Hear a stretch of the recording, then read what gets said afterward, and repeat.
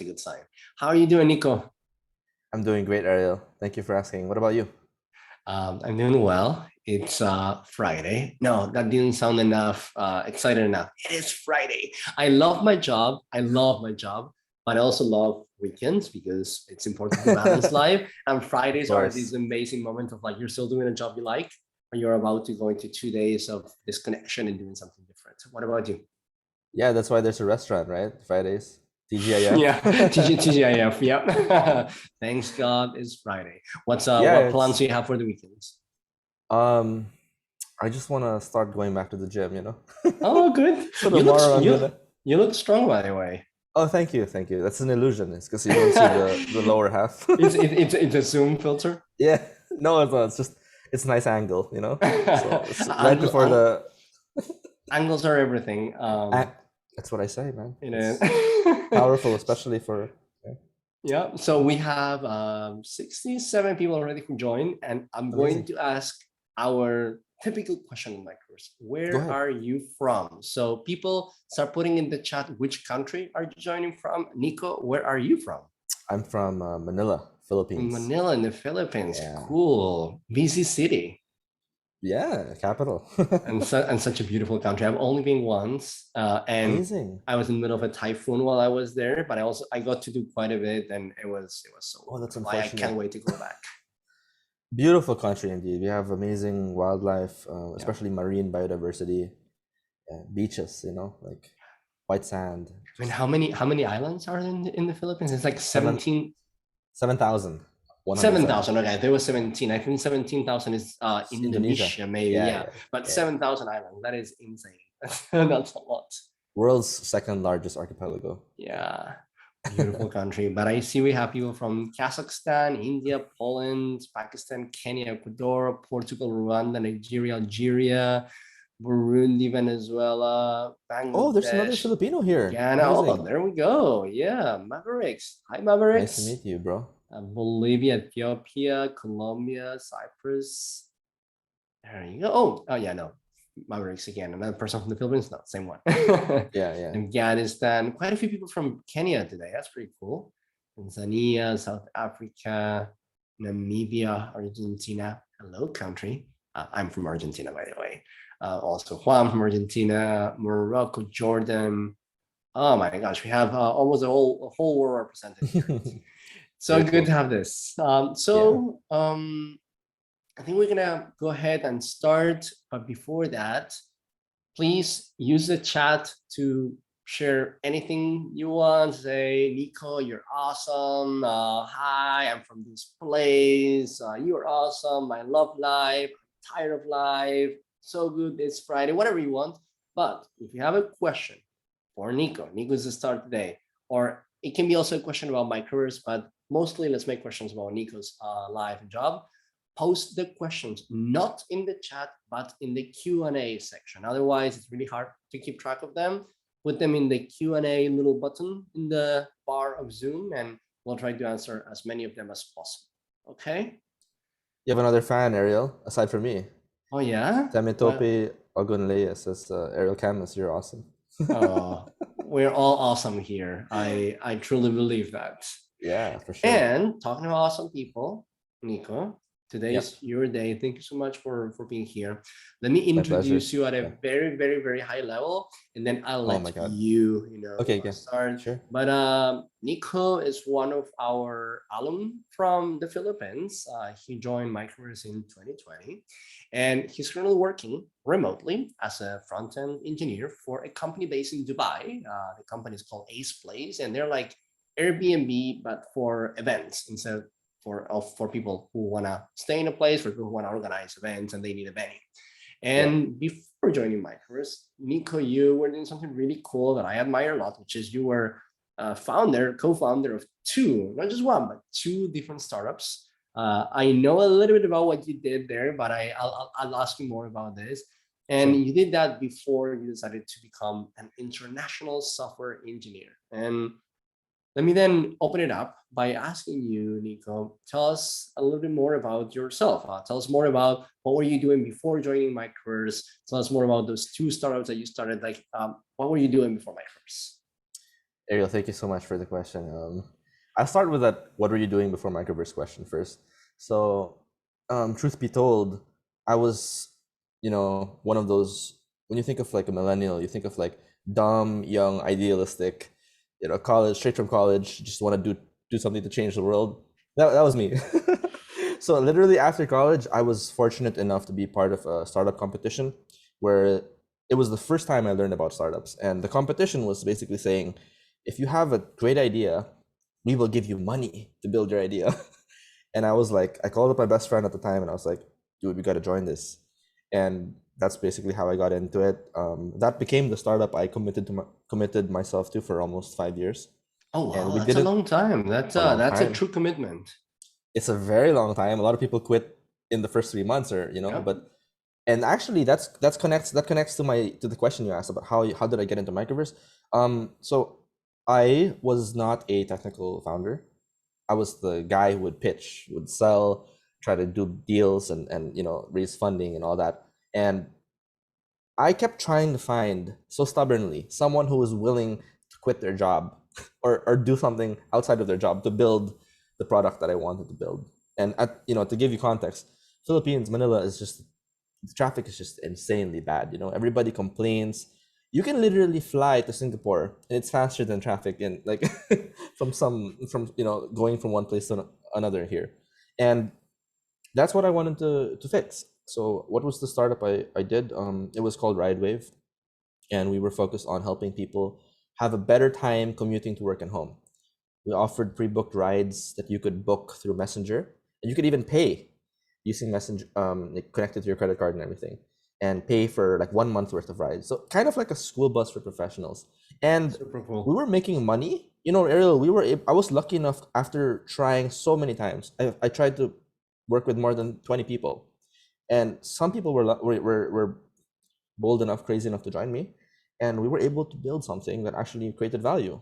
And we processed over 40,000 rides in That's the impressive. existence of our company. But long story short, it died because COVID hit and everybody started working from home. Oh wow. Okay, That's that the makes that's the total biggest sense. that's the biggest blocker. And the second one was also, we never raised money, so we were just running off of pure energy, and that doesn't really go very very well for long periods of time. And then you realize the most important thing, which is, I realized I wasn't working with people who shared the same values. So I decided to leave the company. And that's when I decided, since I keep trying to find people and they keep saying no, and I realized it wasn't working, I should just invest in myself, learn how to code, and build my own vision, build my own products. That makes a lot of sense, and I think I've been lucky in my life that I've been coding since I was 12 years old. I was like a nerd at a Amazing. very early age, and I've always appreciated being able to first build my first like prototypes and things. But I've met Wow. so many founders with brilliant ideas, with brilliant capacity to sell, to think about business, and then who were lacking a technical co-founder, and that was kind of the main barrier. Yep. And in a market that is demanding so many software engineers right now, paying like really good salaries, for someone to say, I'm gonna give up that salary to join this crazy person who wants to start a company that might not make money in a while, like Yeah. it can feel like a big risk. And I know a lot of founders struggle to find that technical co-founder. So it makes a lot of sense for you to like say, hey, you know what? I'm gonna learn about that so that next time I can do it myself if I have to do it. Yeah, exactly. So let's fast forward for a little Sure. bit, and we'll come back to Microverse. But what are you doing today after going to Microverse? Oh, so yeah, like you mentioned, I work at Aceplace, so it's, very aptly like how you put it, it's basically Airbnb for event spaces, but you could also think of it as the place the website to go to if you want to book a unique space in United Arab Emirates. So anything from hotels to like random like parks, or like venues where you want to gather for a party, that's the place to go to, aceplace.com. Yeah, and I work as a front end engineer. I make sure that the website looks really nice and pretty, and it's a small team, so I was really really privileged to be part of it because I work closely with the CTO, and he's been he's been helping me learn a lot of things. That's terrific. And how like where is the team based? Is it like everybody in Dubai and you're the only one who's working remotely? No, it's actually exactly like how Microverse is. It's a remote first company. Everybody's based, wherever they live. A lot of the teammates are actually in Dubai itself or like in that area. But we have people from Indonesia, we have people from India, we have people from London, the US. So Switzerland is a pretty diverse bunch as well. So I That really is like that. that is terrific. Those are my favorite types of companies. Not a surprise, Yeah. probably. Of course, you're from Microverse. So what does a typical day at this job look like? Like what time do you wake up? Like, how do you have meetings with the team? Do you see your team every once in a while? Or is that kind of everybody's working like in an isolated way on their own? So the nice thing about this is, they have a very they put a lot of value to make sure that the teammates or everybody at the company has freedom. So it's a mix of freedom and responsibility. They want you to have the freedom to spend how you want to spend your day, how you spend your time, but you make sure you don't actually like neglect your responsibilities and you do well and you perform at high level. So I don't actually have fixed hours. I'm still working out like, more or less trying to fix a schedule that works for me, but I've kind of adopted my old schedule from Microverse since that was what I was used to. And in terms of management style, I do a stand-up meeting every day with the product team or the senior product manager, just to be sure of what we're doing and all that.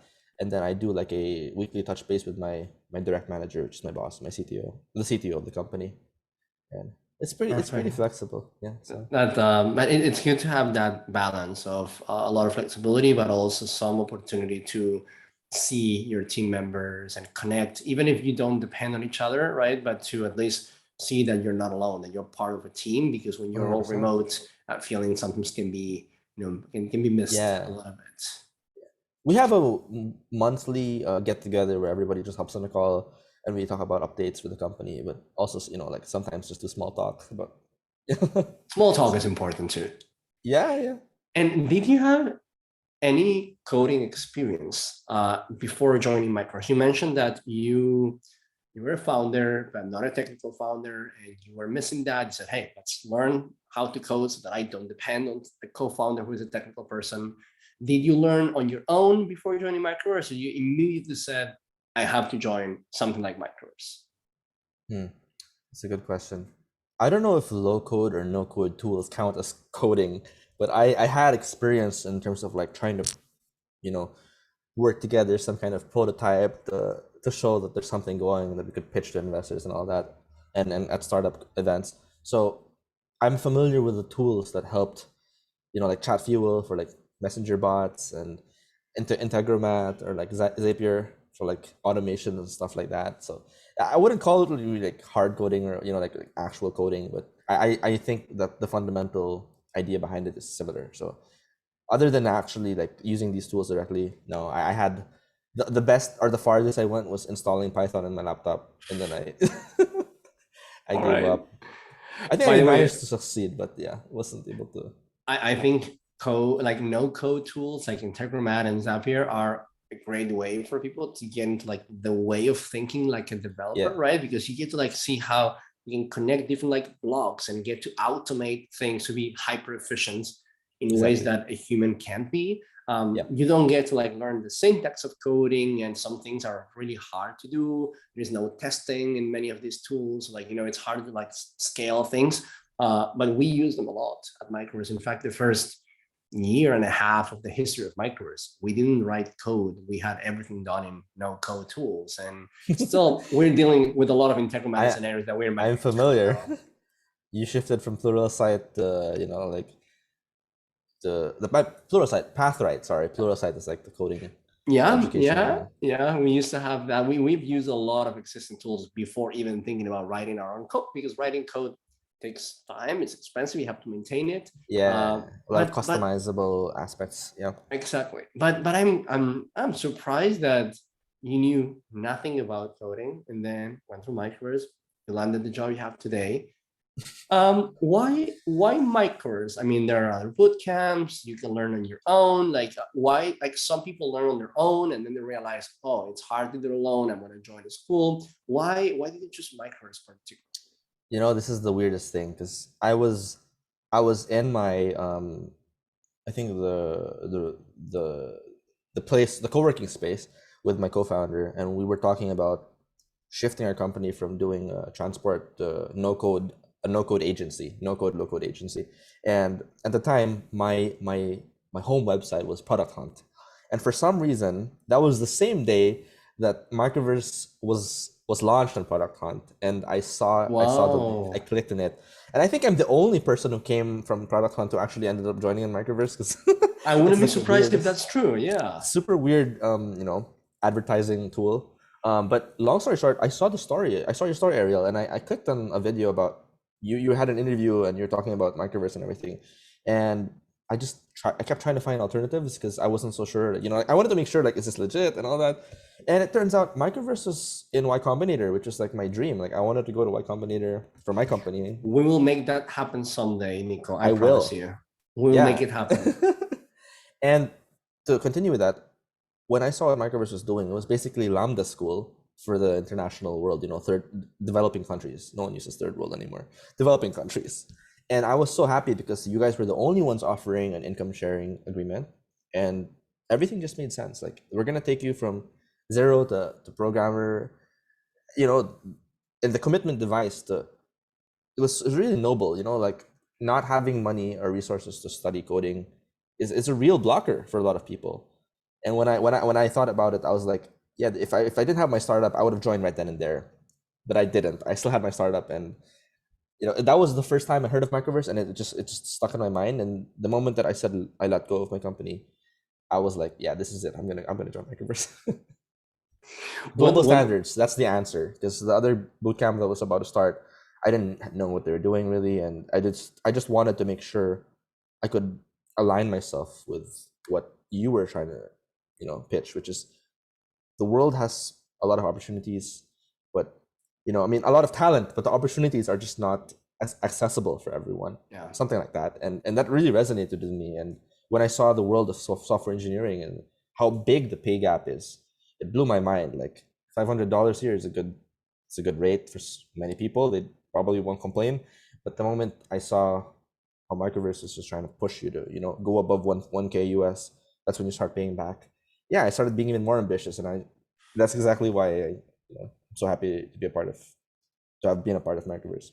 For us, we always say that if we get someone to a local job only that pays, let's say, $500 a month, that we didn't do our job well yet, right? That either we need to get better at selecting the right people, or that we need to get better at training the people, or that we need to continue helping that person until they get to a job above the ISA threshold of $1,000 a month. But we drew the line at $1,000 a month because we knew for most emerging developing economies, it's way above local salaries. And we Exactly. wanted to raise the bar to the point that was going to force us to have to do things differently, right? And Exactly. Exactly. um, so, what was something that to you was unexpected about Micro? Something that you were that surprised you? This is a very good question, and I have a very straightforward answer for this. I think the weirdest thing that Microverse does, which I still find weird today, is there are no teachers. A lot of the boot camps have teachers, and this is not necessarily a negative thing. It's actually just a different thing, right? So it's a project-based approach, peer remote pair programming, peer-based learning type of approach, which I think works for a lot of people, but might not be everybody's cup of tea. So for me, it was a unique experience, and thankfully, I'm just not the type of person who wants to sit down. If nobody's talking, I'll put my video on and just start talking, and then everybody follows suit. So it's really it's perfect because in this kind of environment, you're forced to step up and you actually develop the skills that help you become a very capable communicator and remote first collaborator, which is what the world is transitioning to today. Like hybrid remote work is just the future. So I was really exciting. It's really exciting. Yeah, we when we designed the program, we looked at the professional world and realize, okay, people are being required to learn new things every single day while they're in their jobs, right? They need to be learning new languages, new frameworks, but people don't have teachers when they're working, right? Yep. They have peers, they have bosses, managers, there are code Yep. reviews. Like, if we want to prepare people to be learning for the rest of their lives, because they will be asked to be learning for the rest of their lives, Yep. we need to get them ready to be learning in that kind of environment and not in an academic environment that then, when they get to a job, they're completely lost. So that was kind of the first point. And then the second part was, if you are spending most of your day in school learning from a teacher, right? And that teacher is just one person from one culture, from one place. But what if we make everybody a teacher, right? What if every student can teach other and be taught by other people?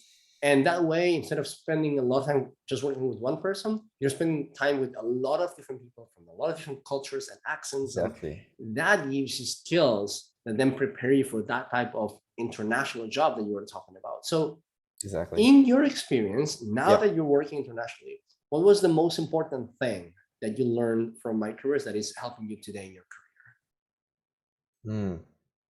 Well, I think Microverse, like you mentioned, Ariel, is just very diverse, so I got to learn so much about people from different cultures that before, this is kind of a weird thing to say, but I didn't know that there were this many countries in Africa. 54 apparently. I didn't know. I was ignorant. And Microverse kind of being this global arena where people learn how to code together, it just forces you to learn how to work well with different kinds of people, different kinds of backgrounds and cultures. And I think that's just a unique opportunity that not many people do, because being able to have that international exposure, working together to build a project successfully, communicate properly, and really work together, it takes a lot of effort and determination, Do you remember any story, any anecdote of a moment at Microverse or before in your life or now at your job where like there was like a cultural difference that made collaboration difficult? And do you remember what you learned from that? Yeah, for sure. Like for one, there's this general notion that for Filipinos, people from the Philippines, we're very non-confrontational. So if there's a problem, rather than kind of like going up to the person and saying, "Hey, there's a problem," we kind of just dance around and like make all these weird gestures to show. But then for foreigners, when that approach doesn't work because they don't understand. Like, what are you trying to say?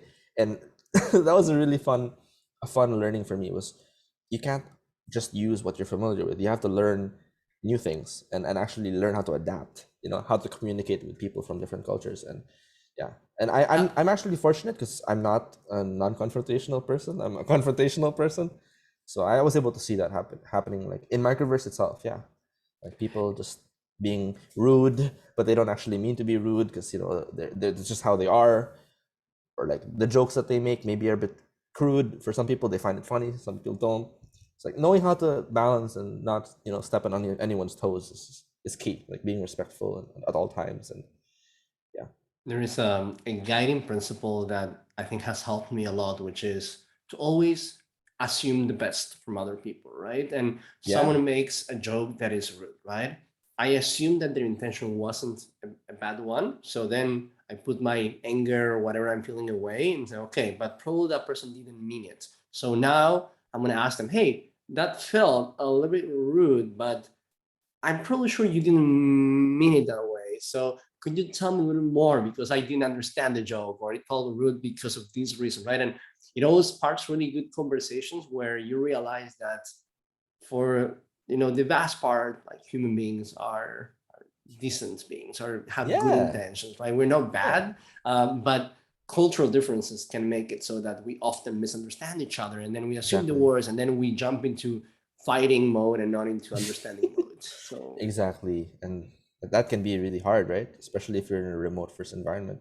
yeah, absolutely. It's we at Microverse, our team is made up of people from I think 20 something different countries today, all in every country and every continent. And like this is something that we work a lot internally. There is a book that I always mention, the culture map, that is really powerful at exploring all these different dimensions of humor and low context versus high context communication, Yeah, yeah. confrontational, avoids confrontation. It's a really good book, by the way, for everybody that I recommend. I'd be happy to check it out. Check it out. And then something that is a very recurring theme, I think, in everybody's career, and I'm wondering about your case, is imposter syndrome. Do you remember at some point in while you were in the program at Microverse, feel like maybe this is not for me? Oh my God, that wasn't like a singular instance. That was all the time. You know, like I was the slowest in my team. I don't feel ashamed about it. It's just that I think there were a couple of reasons why. Like one was I was just way too perfectionist. You know, I wanted to make sure everything looked like perfect. But then that was like a lesson learned, because you can't always be perfect, but you can try to do your best effort, and if you do it within a timeline, it's always better than just like, you know. And the imposter syndrome part was whenever I would get stuck, I'd get really stuck. It wasn't just like stuck for it wasn't stuck for like an hour. I think that was the reason why it took me so long, was because, you know, Microverse 1.0, which is where I started, was more free flowing. And when I was stuck, it would actually take me like days or even weeks to kind of unstuck myself. And, you know, it's just that when you start realizing that everybody also feels this way, and you start focusing on like how you can actually grow and work towards, you know, building that experience, you don't start to feel that bad anymore. And you just have to drown out the noise, but by not thinking about what people think about you, just focus on yourself, you know, small wins. Like, and that's what really helped me, because my teammates were really amazing people. I'm still very close with all of them, and we're in touch, and they really motivated me to, you know, just focus on like taking it one step at a time. That makes me super happy to hear that. And you also mentioned that you went through Microverse 1.0, and probably a lot of people listening today might not know what we're talking about. So let's use this as an opportunity to hear Sure. what was your experience, because you started Microverse in its first version, Microverse 1.0, and Yep. then the last part of the program for you, your transition to Microverse 2.0. Can you explain to the people who are listening today what is the difference and what was the advantage or the change for you when you changed to Microverse 2.0? There are several differences actually, but the key ones I can point right out are 1.0 had less opportunities for group interactions. I think there were none actually. It was more like you know, just two people. So you had less I guess you had less opportunities to work with people in a group setting, or actually not less, zero. And that would be hard, because if you had a guy who you just absolutely didn't like, some people would just get discouraged and quit, like not try to work together, and they just do it solo. And that doesn't always work out, right? Another thing is really the pacing. Microverse 1.0 was it encouraged, I think the theme you guys used was mastery-based learning. And obviously this is amazing, right? But the reality is this has to be coupled with the time frame. And the time frames in 1.0 were very, let's just say, relaxed. So students kind of didn't have the same internal pressure. Some had it better than others. And for me, it was just particularly not as good. So when I transitioned to 2.0, the time based deadlines, you know, they kick in another like level of urgency inside you. You're like, okay, I gotta get Absolutely. this done.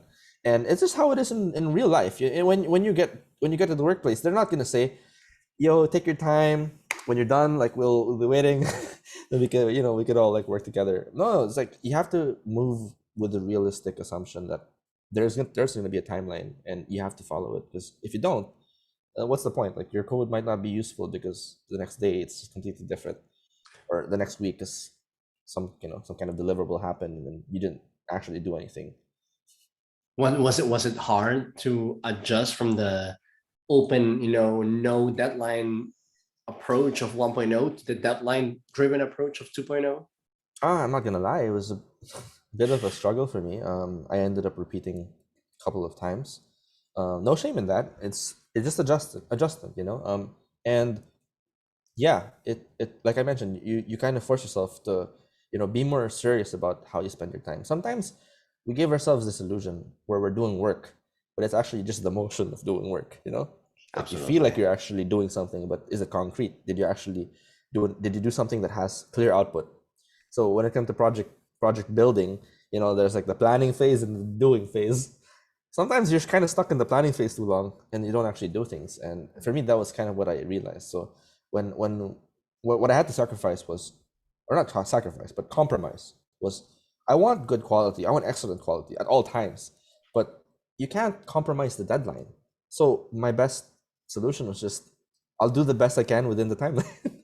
And that's actually how it works in real life, right? So especially as an entrepreneur, right? Like when you're launching a new company, you need to test it, right? And even if you're working for a company, the company needs to test the features to see if the customers will like really benefit from them, and then iterate from there. So like launching something that is not perfect is not bad, because then you have chances to iterate and improve upon those things. exactly. And that is not necessarily how we do it in the program. In the program, once you ship it, once you get a code review and a thumbs up, you move on. You don't go back to that unless you want to do it in your free time. But in a real environment, yeah, you don't do perfect most of the time. You do good enough on time, and then you iterate on that next week or whenever you have more feedback that allows you to then iterate again based on real customer data to know what good looks Exactly. like, right? So I'm not surprised that it was a hard change. And you also mentioned repetitions and not feeling ashamed of that. And just for context for other people watching, I always talk about repetitions, by the way, at Microverse, in Microverse 2.0, which is our program today. You have a project that you have to submit by the end of the week. And if you miss that project or some other of the requirements of the week, you have to repeat the whole week, right? And yeah, I always say that there are 3 different reasons that can make you repeat a week. And depending on which reason is the one that applies in your case, you have to approach things differently. If the reason you repeat it is that you have a lot of things going on in your life, you are distracted by other things, and maybe financial difficulties, family, health issues, then that is not the right place to be able to dedicate your whole life to becoming a software engineer. You have to go and take care of those things. So in that case, you take some time away from the school, or you even drop out if it comes to that. Yeah. The second case, which is quite common at some point, is like you are fully dedicated to the program, but you're getting distracted, you're getting, you're getting into rabbit holes, you're not managing your time well. When in that case, you repeat the week, but you learn the lesson. I have to be more productive, more serious with my time, right? That happens a lot. The third one is, hey, this topic that I'm learning, it's quite hard for me, and I just need more time to really learn it. Well, repeat the week, you have an extra week in that same topic, library, learning goal, and you get extra time. So like that's totally fine. Repeating for those last 2 reasons, I think it's totally fine, but the approach is different. In the last one, just spend more time with the topic. In the second one, you have to like change your routine, your habits to get better at that. Exactly. Can you relate to some of these different types of reasons to repeat a week? I'd say a little bit of everything, but more so with the second and the third. Realistically speaking, like I mentioned, sometimes you feel like you're doing things, but then you're not actually, you're not using your time as wisely as you think you should. And like this is where I learned how to apply, like techniques like, using the Pomodoro timer or like flow, get into the zone and like focus on this, and then spend X number of minutes, 25 minutes, 50 minutes, and then give yourself a break and come back. Yeah, that was what helped me kind of, exit that rabbit hole whenever I get stuck. And then for the third one, yeah, for sure. Like there were concepts that, in React especially, like I transitioned, I think, during the JavaScript module. Yeah, and there were concepts about React, or not just React, but there were concepts that were not as easy to, absorb or like apply. And realistically, if you don't have that confidence because you didn't actually apply it or you didn't take the time, then I think it doesn't hurt to actually, spend more time, which is what the whole point of I think the hard part is when people look at it as a bad thing, like, oh, I'm not smart enough to continue in 1 week. But at the end of the day, we all have our own paces, and that's what's more important is to know that you're actually learning, and not just forcing yourself and like not actually like learning anything. Because people spend hours, but then nothing registers. it's kind of useless. That's a counterproductive, right? It is just like checking boxes, right? And some people feel like the goal is to finish the program. No, the goal is to learn enough to get a great job. And Yeah, if you're just, I don't know, tagging along and letting other people do work for you, and then you're just like moving forward because of that, for example, right? yeah. Then what's the point? So, no, I'm glad you approached the program with so much wisdom, and also not just technical wisdom, but also From failing. with, well, yeah, that's how we learn, right? Yeah, that's how we So learn. yeah, Thank but you. for some people, the ego hurts, right? When you have to It repeat a week, does. and being able to say, I repeated a week, it's not a nice experience, of course it's not, but I'm going to benefit from this because it happened, and I'm going to make the most out of this. Then I mean, that's how you get the most. So why not do Actually, it? Ariel, I just want to point out that's precisely why people don't move forward sometimes. It's because they're not honest with themselves, you know? Absolutely. And that's actually for me, that's the dumbest thing you can do is to lie to everyone, but also to lie to yourself. Because if you don't actually know what you're doing, how do you expect to get hired? Exactly. So Right? let's talk about that. Let's talk about getting hired, because yeah, you Oh, go went through ahead. the program, you clearly learned quite a bit, but then you got quite a good job with no previous coding experience. How did you get that job? How did you find the job? Okay, so this is I have a bit of an advantage because I come from a tech background. So like, which is really good for a lot of people because I know how to communicate, and I worked in sales and marketing, and that means I know how to make people, I know how to make people like me. That was the secret. That was Very the secret. useful skill. Yeah. So I found the job on, I was randomly looking at Reddit one day, and I saw the hiring thread, r/hiring, and I was looking at like, all kinds of part-time stuff. And I saw one that said part-time contract-based front end, emphasis on CSS. And the rate was actually really good.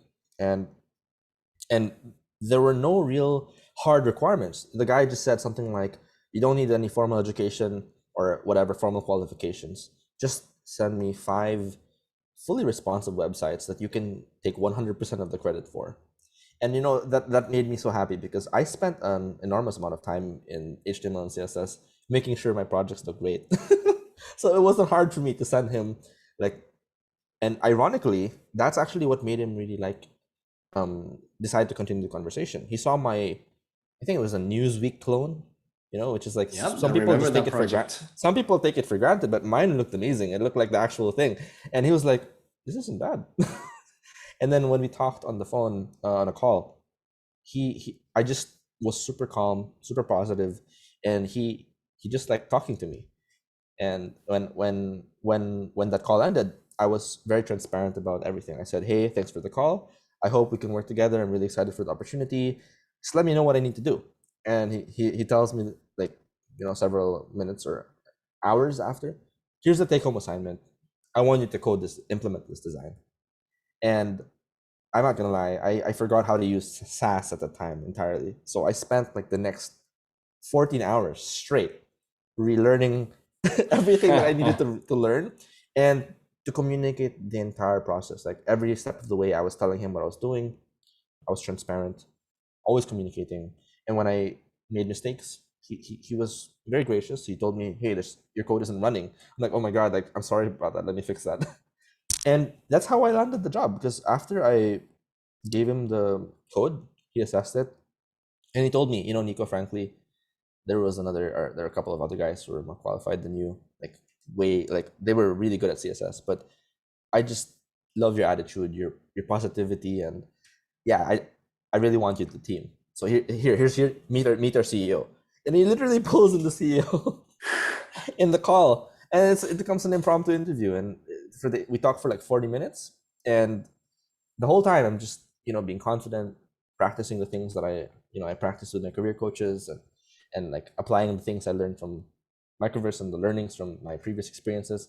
Sharing my story was really what got me, what I would believe is what got me the opportunity, as well as of course the technical skills required, like the minimal.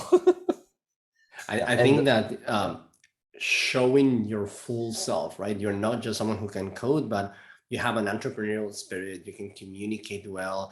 I think those things are more than 50% of getting the job, and yeah, you had that. And I think we focus so much on that, and a lot of students feel like, hey, it's all about the coding, the coding, the coding, and they forget how important communication is, how much this is a job where people want to work with people that they like, and communication is Exactly. part of collaborating. So without Yeah. that, you can't really work for that company, and it's important to not neglect that part.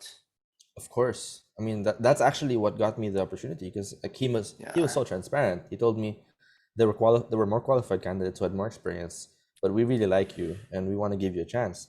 And that's actually what I think, Ariel, is like what all junior developers need. It's just someone willing to see the potential and actually take a shot, Like, I'm gonna take absolutely. a shot at giving you this opportunity, and you should just not squander it. Yeah. How has this first job in in the software engineering world changed your life, and how does it compare to like a local job and local Oh my salaries? God. You know, this is the crazy thing, is I had my own standards, like, and I was lucky enough to renegotiate my starting salary to to to hit the lowest bar in my range. And that was like that was such a huge moment for me, because I was conscious enough to tell them what I actually wanted, and they gave it to me.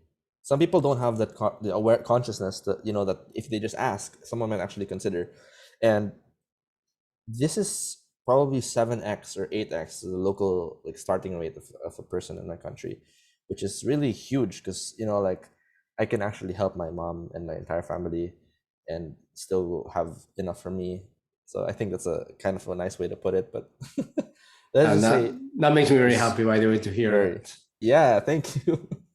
And Microverse I give Microverse half the credit for that, because if I didn't have that idea of what the world of remote software engineering looked like, like, because the commitment device of earning above 1K US at least, Yeah, that was the first spark that really made me see, oh my God, like, this is a huge world. I want in. I want to go big, Yeah.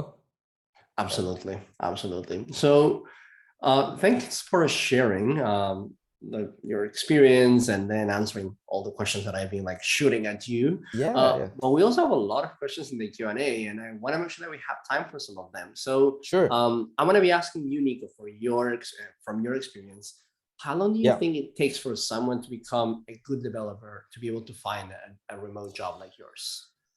Hmm. Really, this is a very difficult question to answer, because it's really case to case basis, Like, the circumstances and the context always are going to be different for each person. Like, how many hours a day can you actually dedicate to learning, right? So I think the safe answer would be the answer that would help you is just join Microverse. So I mean, that might not be everybody's cup of tea. I mean, the approach. If you want teachers, then you might find some other thing that might work for you. But I feel like if you actually commit yourself, like, you have a daily structure, which is what Microverse provides, then you actually really are serious about changing your life. It's not something you just do, like, you think about from time to time. You have to spend the time to really code and to work on getting all the skills necessary. Like you mentioned, even just coding is just one half. The other half is knowing how to communicate, collaborate. So it really differs. I would say some are faster than others. Maybe I have a friend, and actually I'm gonna say that he was my amazing teammate for Microverse 1.0. He got a job in 3 months. He didn't even finish the program. he he Some had people had that. he was he had prior experience, but not super, like, not like a lot, but he was just very focused, and he enjoyed working on the projects, and it helped build his confidence. He was practicing his English, and I guess his circumstance also pushed for it. He really needed a job Yeah. because he was living by himself. So yeah, I think there's no fixed number I can give. It's more about what you need to do. What are the ingredients, the steps you need to take. And See, I think Microverse is huge, like, portion of everything you need to do is just in Microverse already. yeah, you still have to do it, but we make sure that you have the pressure, the accountability to Yeah, keep doing it accountability. for every hour available in the day, right? So that you can Exactly. accelerate what you could do on your own, but it will take a long time to do it, right? For sure. Yeah. Sure. Right. So, in your experience, like, did Mhm. you prefer more like solo projects and tasks, or like more of like collaborating with others? Hmm. I think I would say mix of both. You know, like there are days you want to just do more solo, like applying the lessons you learned from reading and watching videos, and but then building projects is also just another it's a different thing altogether, because then you need to learn how to, you know, compromise sometimes, like agree with the person who you don't even really, like, you don't fully agree, but I mean you might have to still, you know, make some kind of decision to figure out how can you make this work, working with, and that's actually closer to being, you know, in an actual company. Like the project experience you build from building with Microverse peers is a mirrored reflection of what happens when you actually work, you know, out there. So It is, in my experience, it is in those collaborative projects that you get to practice the communication skills that we were talking about before, right? exactly, So exactly. yeah, no, absolutely. Okay, let's see more questions here.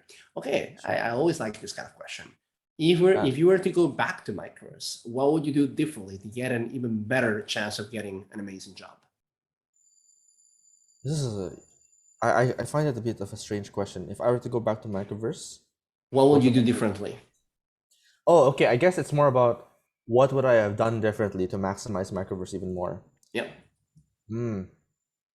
I definitely would have wanted to collaborate more even outside of Microverse with some of the peers that I really like from Microverse, because you know that's actually what I ended up doing anyways.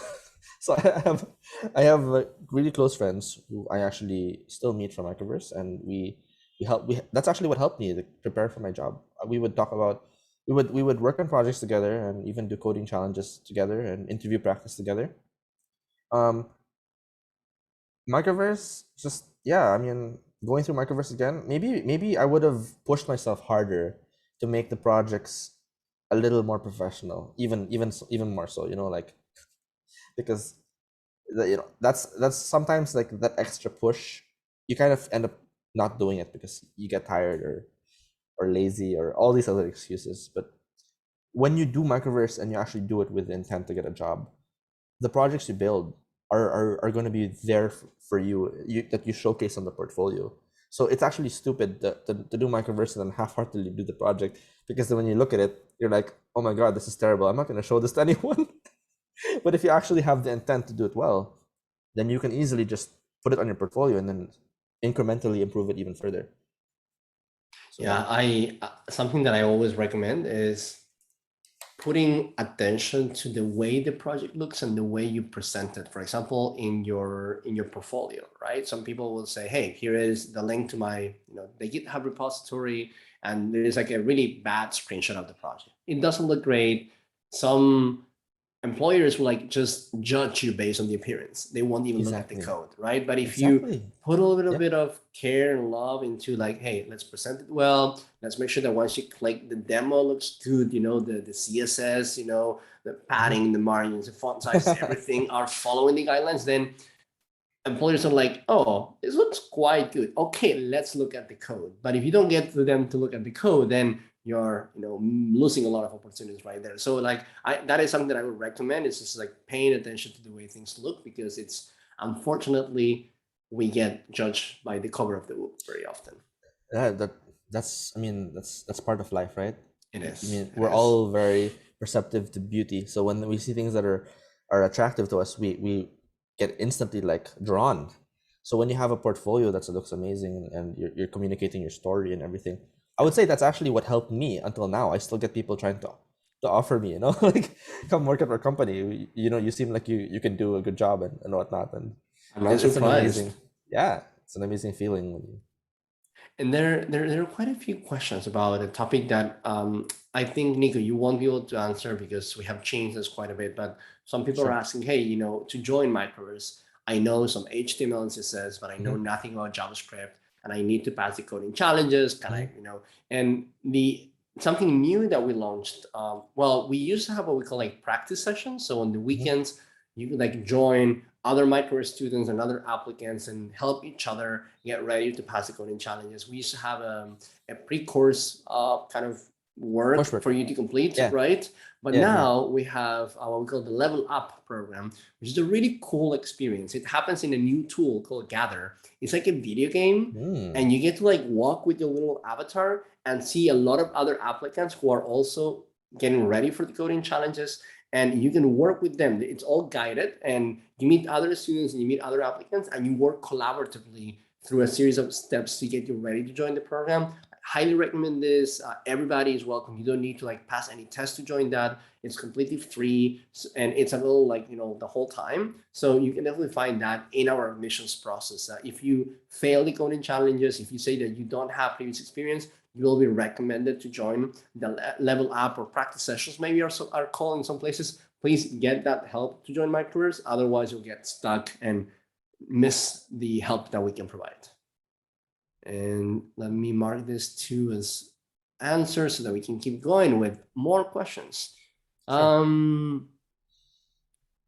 Okay, with the layoffs going on around the world in the tech industry this year due to the economic crisis, what advice does the host have for the new Micronauts? There are not companies letting go of developers. There are companies having a harder time, starting to have a harder time like raising more money, but companies are having such a hard time hiring software engineers that I promise you companies are not letting go. I mean, there are always sometimes like always like startups are dying and they have to shut down and they have to fire everybody, but there's like the economic crisis that we're starting to see as a consequence of COVID and then all the war between Ukraine and Russia, like it's not impacting software engineering jobs. There are still as of today more than 1 million open jobs in the IT field in the US alone. So Wow. you don't have to worry about the number of jobs, right? Of course, you have to like get ready for those jobs. You have to get ready for the interview process. You need to like be likable, like Niko was saying. You have to communicate well. You're gonna be competing with other people applying for every job, but there are more jobs than people for those jobs. So like, don't worry about that. Fortunately, we are in the most privileged, like luckiest like sector when it comes to getting jobs in the world today. Yeah, technology. All right, so let's see. Someone is asking, do I need a high level in physics to be a good developer? What do you think, Niko? A high level in what? Physics? In physics, yeah. What? That's absurd. Like, how is it? How is the? No, I don't think you need to have a high level of physics to maybe for if you want to pursue physics as a career, maybe that's what you would do. But for coding, it's more about knowing how to, execute, like actually like follow instructions, because that's actually the hardest thing, right? Kind of knowing how to use all these tools and different languages and applying the logic to make things work and actually do things that are useful. So building things that actually create value, that's ultimately what the software engineer will do, right? It's either you fix something in an existing program or you contribute by building new features and making sure that you're actually helping with the company's, revenue. Yeah, I think, thinking about the questions of physics, like, I mean, laws of physics follow certain logic, right? And many people think, oh, to be a developer, you need to know math, and to know physics, you also apply math. But I don't think you even need to know math. Like, you don't need to be really good at math to be a good developer. You need to be really good at logical thinking, which also helps you with math, right? But it's about being logical at thinking. It's not about knowing physics or math. So programmatic thinking is something that you practice, and it's not absolutely going to come to you immediately. Some people have an advantage because they do have a higher likelihood to be good at math or whatever, but it doesn't determine the future for you. Absolutely. And someone is asking here on the salary side of things, what is the minimum salary for a fresher front-end developer? How would you answer this question, Niko? That really depends on what you want as your minimum, because when I told my mentor, I have a mentor who's from Airbnb, my starting salary, he told me, just find another job. So he thought it was too low, right? Yeah, he thought it was too low, right? So I mean, for me, I was happy, and I was telling him, and he was like, you should keep interviewing, like, and I told him, I know, bro, this is like kind of the lowest bar in my range. I mean, the lowest, like, whatever, I hit my lowest bar in my range, but I was okay because they were willing to take a shot on me, and I want to grow here. But for him, that was way below his expectation. Where Because an where is he Airbnb, based? he's based in SF. Oh He's based yeah, in. okay, in San He Francisco. he kind of goes around like US and all that, but he Airbnb salaries are just insane. I think he earns around 500K a year. Let me put this in perspective. Like I lived in San Francisco for 6 years of my life, and my apartment, a 2-bedroom apartment, was $5,000 a month. That's Okay, basically so you your have to salary think. cap. Yeah, you have to think about it's not how much you get paid, but also how much you need to live in a certain place. San Francisco is one of the most Most expensive expensive. places on earth. Yeah. Salaries are really high. So, like, for example, we are seeing the average salary for someone coming out of Microverse, it's around $2,000 a month. Okay, with their Oh, first job. that's higher now. I'm happy. It is, yeah. Congrats, It's been between 18,000 a year and 24,000 a year. Normally, it's been going up a little bit. So yeah, that's awesome. and Amazing. that in San Francisco, it's peanuts, right? In San Francisco, the minimum salary for an entry-level developer will be like probably minimum like 7,000 a month, Yeah, right? yeah. But then the cost of living is so high that exactly. So I think they're very different markets, but for someone coming from an emerging developing market looking for a remote job, the bar that we put is at least $1,000 a month. That's what we believe everybody can get if they have a few months to dedicate to job search, if they pay attention to their professionalism and communication. But it's very common, very easy for a lot of people to start even with their first job at 2,000. Some people even, if your communication is really strong, you can even start like 2,500, like 3,000 a month. Yeah. All right, and we have a question for time for one more question, and then we will close it up here. So here, let's see. Someone was asking about the book that I mentioned before, which I'm gonna put in the chat. It's called The Culture Map, which they should give me some commission because I recommend it so often. You have your own affiliate link, Ariel. Amazon. There's so many questions, right? And it's so hard to pick one.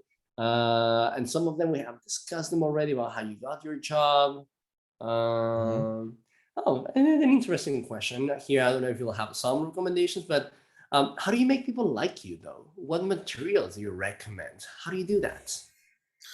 Oh, this is a hard one. I think this is not as hard as it is you have to learn how to objectively look at yourself as though you're someone else. Would you say you would like yourself at that point?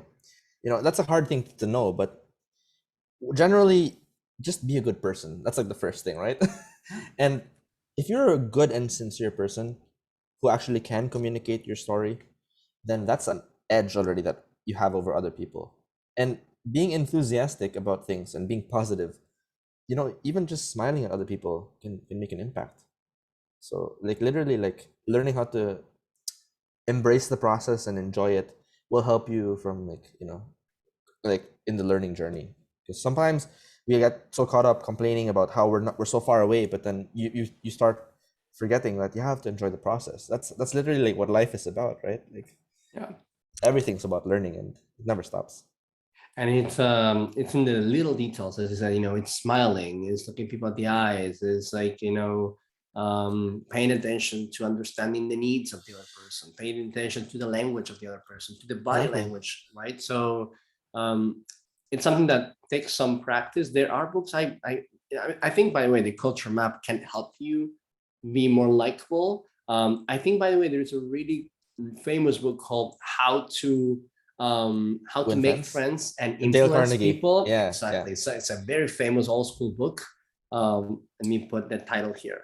I would recommend Atomic Habits by James Clear, because being able to constantly strive to become better, that's the key to actually becoming a better person. Just someone who will become likable in the long run, because people are drawn to people who try, who try and just don't stop. I agree with that. passion, right, and eagerness to learn and to, you know, to get better, it's contagious and it is attractive. People are like, this person wants to get better so much that I have no doubts that they're going to get better. So if they're already good, imagine where they're going to be in a few years. I want to be close to those people. I think that's usually a very kind of likable as a thing.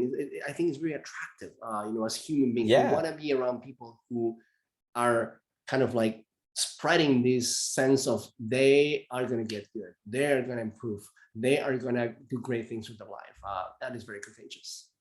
Exactly. And we're going to close it up here with putting one link, by the way, that we have in our FAQ on how to get ready for the coding challenges of Microverse. If you want to go through the program like Niko did, if you want to start an international career, get an international remote job, then Microverse is specifically designed for that. Yeah, you need to be able to pass the coding challenges of the school. They're not that hard. They just require an eagerness and determination to learn and get better. Like Niko was saying, you don't need to be a genius. You don't need to know math. You don't need to know physics. You just need to like be eager to learn and get better. So if that's you, that link will help you get ready for the challenges. And Niko, let me wrap it up here by saying thank you so much for dedicating us your time. I look forward to seeing you grow in your career. And I have a new to-do in my list or in my bucket list, which is to help you get into Y Combinator someday. Oh my God. So when you go and start your next startup, let me know and I'll help you get there. Thank you so much, Ariel. And I'm so glad that I've been able to share my story. I hope it helped in some way or form. And I am so happy because you basically unofficially accepted me as your disciple. So we are all learning together from each other, right? It's I learn so much every day from all of you every single day. And I always say I'm very grateful for the job that I have. And that's because of people like you, Niko, who believed in us, who worked really hard and who are now part of the community. You're helping other people, you're paying back with your job so that we can give to other people the opportunities that we were able to help you get in your life. So like, thank you for being part of the journey and thank you for having me in your life journey. It's been a pleasure. It's been amazing. I'm so happy to be a part of the Microverse family. Thank you so much. And by the way, how can people follow you or reach out to you? Oh, I guess I should put a link, LinkedIn. Would that work? Yeah, I have your LinkedIn here. I always have these like links handy. You want to put it in the chat? Yeah, sure. That would there you go. Send a nice message to Niko. Remember, part of networking is introducing yourself, sharing some context about why you're interested in connecting with the person. Yeah. Do that with the notes. And Niko, I hope you get to meet a lot of interesting people. I hope so too. I'll see you soon, okay? Take care. Happy weekend, Ariel. You take care. Happy weekend, everybody. Thank you for being here. Thank you so much. Bye.